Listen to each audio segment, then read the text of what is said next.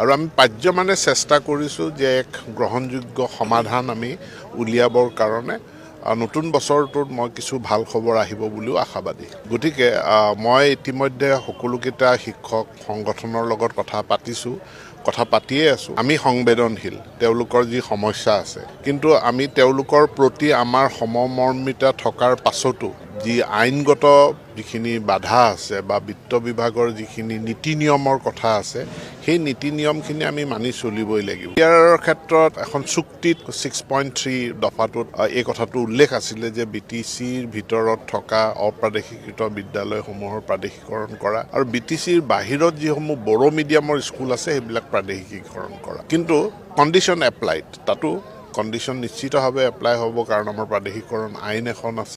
আইনখনৰ মূল কাঠামোটোৰ কোনো সাল সলনি নকৰাকৈ যদি কোনো আনুষংগিক কোনো বিষয়ত তেওঁলোকৰ যদি আমাৰ বাধা আছিল সেইখিনি আঁতৰাই কেনেধৰণে আমি যোগাত্মকভাৱে সমস্যাটোৰ সমাধান কৰিব পাৰোঁ তাৰ প্ৰচেষ্টা আমি চলাই